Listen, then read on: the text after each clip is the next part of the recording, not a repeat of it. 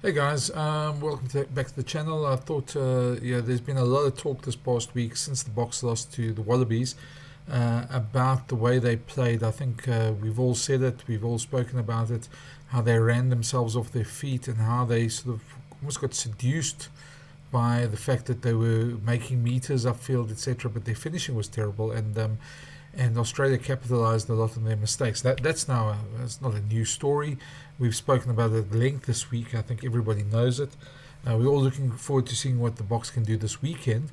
But I thought what might be good here is to try and maybe give a bit more insight, because there's been a lot of talk about Tony Ball, Tony Brown, the attack coach's influence on the Boks. And to start this, you got to go back to why Russie brought Tony Brown in. Now, the Boks won the World Cup in 2019, 2023. 2023 by the skin of their teeth, let's be very honest. Three one-point victories, they sort of just scraped home.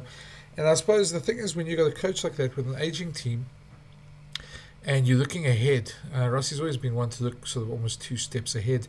You sort of ask yourself, well, what are you going to do to make sure you win the World Cup in 4 years' time? Now, you've got a good group of talent coming through. There's a lot of good youngsters coming through, but those youngsters take time to develop. And to get that mix right, and to get it right precisely at the time that you're going to a World Cup is the key. A lot of coaches try it, a lot of coaches get it wrong. I think what Rossi realizes, the way the game's moving, is that it's going to be a lot more expensive. The laws are changing to make it a lot more expensive as well. And as we've seen, and I mean, I suppose this could be argued, is that World Rugby are trying to make it less and less that a forward-dominated team sort of dominates. Because, I mean, if you look at the changes they made to the scrum, where you can't scrum again from a free kick, they're trying to speed up the game. That's the excuse the whole time. But it seems to affect teams like the Springboks a lot more than other teams in any case. That's probably a whole different discussion about whether that's the case. And this is not playing victim mentality. And I think what the Boks have done is been very clever. They haven't gone and sort of said, well, okay, well, we're going to try and change the laws. The laws are changing, so you've got to adapt. And I think that's what it is. Now, it's going to sound strange coming in a week like this where we've had a loss for the Springboks, and we know Rossi likes to gamble a lot on the team moving forward, and selections and things like that, and tactics, and he likes to come up with innovative ways of getting the Boks there. But one of the things he brought Tony Brown in for is to make sure that the tech develops. That, I mean, my colleague Gavin Rich always says that some foreign coaches have always said to him that the moment South Africa realizes that they've got enough talent out wide, and if they can integrate their speedy backs and their great forward pack, their physical dominance, then they'll almost be unstoppable. And I think that's where you've got to get to if you're going to win a third straight World Cup. So enter Tony Brown, who's known as a master attacking player, and he was already somebody who unlocked backlines, and a bit of a tactical genius as well in his own right when he was playing days. He's also coached around the world as well, and he was brought in to obviously get the Bok attack, give it a new dimension, a new level, and that's hence Tony Ball. And we've seen glimpses of it. And on Saturday, probably we saw it go a bit too far. And there's a lot of people who are making sort of assumptions. They've seen comments around people saying that Tony Ball should be stopped, we should go back to our roots, etc. And I think, like anything in life, just generally, it comes about balance. So why I thought I'd do this video is because last week Tony Brown had an interview before the Ellis Park test, and I say before the Ellis Park test to put it in context, with the Sunday newspapers. Now, I've got a copy of that audio tape from that interview, and I think it's quite insightful because you get to hear what Tony, in his own words, wants to do with his game plan. And I thought I'd share it here. So we're going to do that next. We're going to go into a couple of the quotes there, and there'll be another video coming about where he talks about the fly-offs and the playmakers in the team. I'll do that separately because it was quite a long interview. This was published by the Sunday papers this weekend, so you might have seen some of these quotes around. It's obviously old, and there wasn't any cameras involved, so these are audio notes. Hopefully this interview gives you a bit more of insight to the way Tony Brown thinks and what he wants for the Springbok team as well.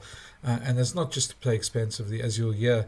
There is a bit of background noise there because it was done in a coffee shop, so you'll probably hear a bit of background noise there, so I do apologize for this. But yeah, again, this audio is better than having nothing. So yeah, it's at least you get an insight to the way Tony thinks. Also, we'll start off with just what Tony thought when Rusty asked him to come be assistant coach, and what he thought he could bring to the Springboks.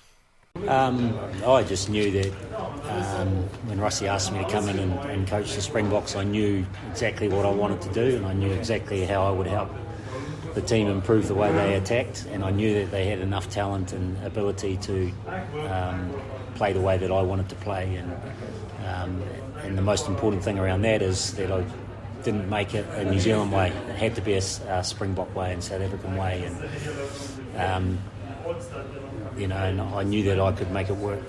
And we're only just getting started around what we can do and trying to improve all the time. And players are getting better and better and understanding how we want to attack. And for me, it's exciting. And hopefully for the Springbok fans and public, it's exciting to watch. And they love going along to support the Springboks. Now, obviously, with the caveat that this interview was done before the Ellis Park test. Please keep in mind, I know there's going to be some people who can dismiss it and say, yeah, but last week it didn't work. Of course it didn't work that last week. They know that.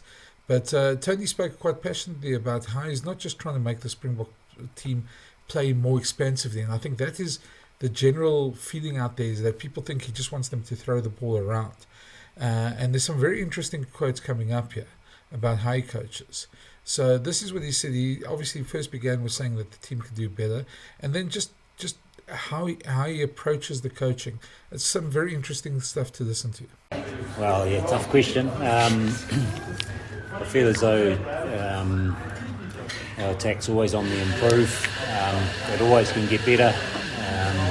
The players always can improve their individual ability to see space and attack space. But as a team, I feel as though we're moving in the right direction, and the team is starting to understand how we want to play and how we make the most of all the opportunities we create. Yeah, well, it's seeing space, but also having the ability to create space.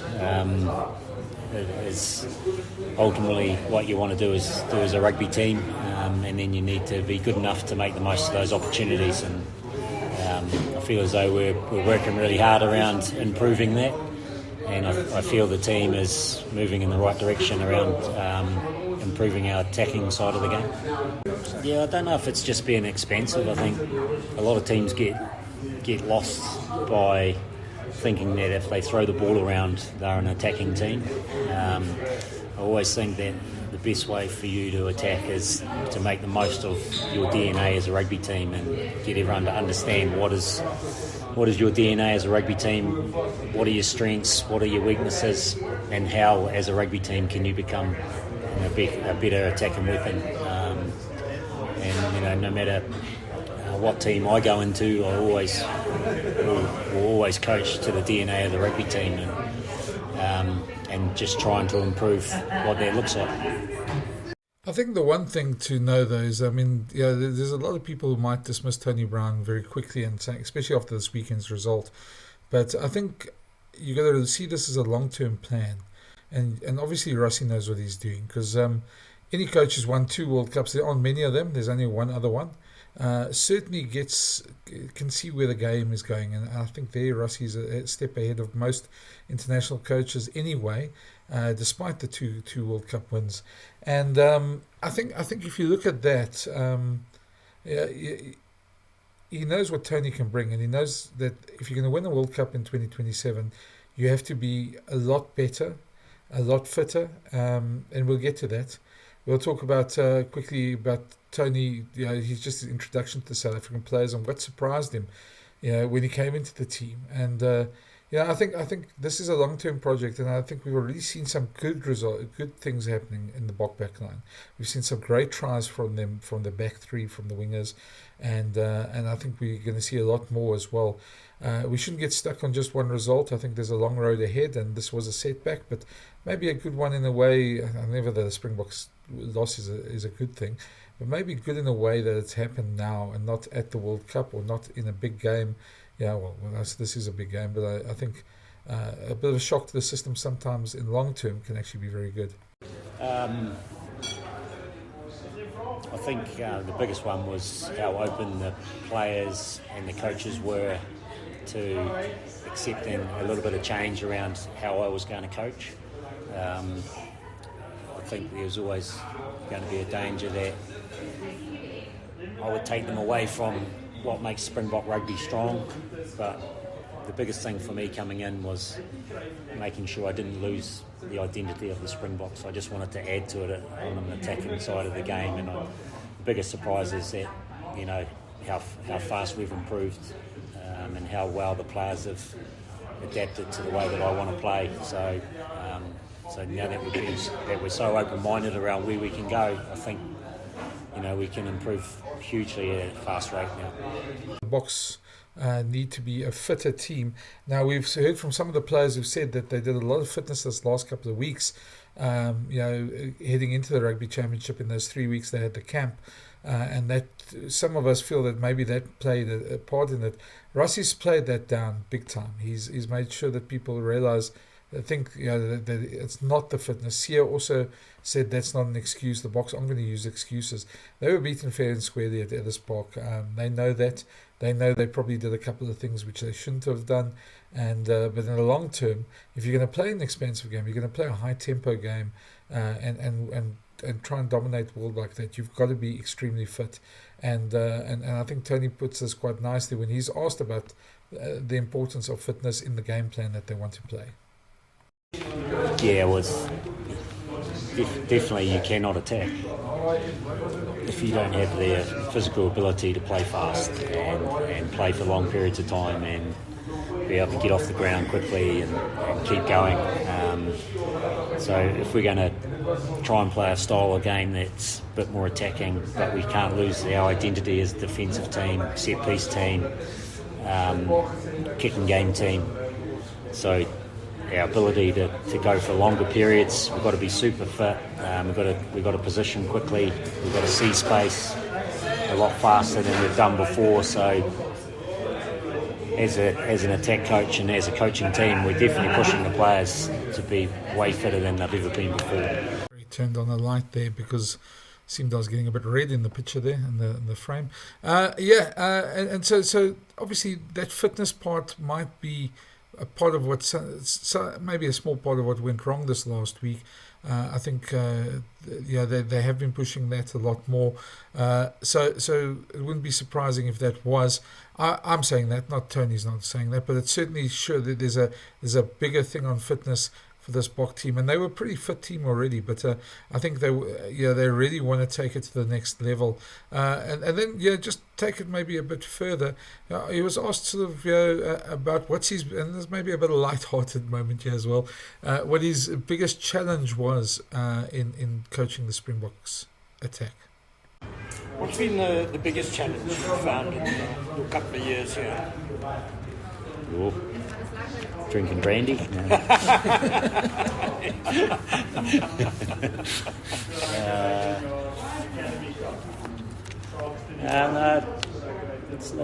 I love the challenge of being here.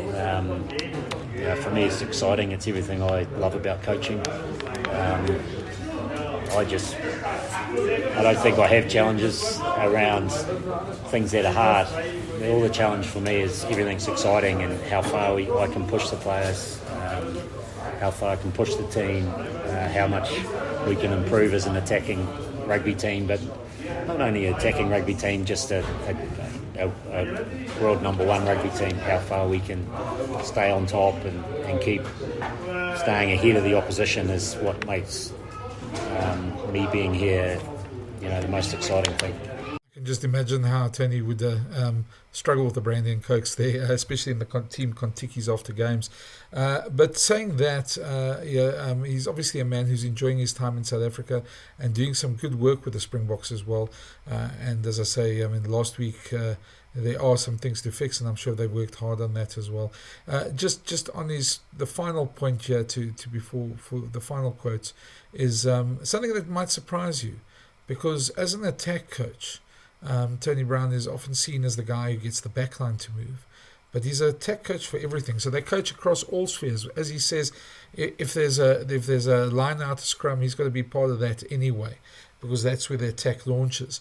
So then he was asked, as a guy who's mostly used to coaching backs, how he feels to be that sort of coach in a squad that goes with 6-2 and 7-1 benches at times, and the bomb squad. And he had quite a surprising answer.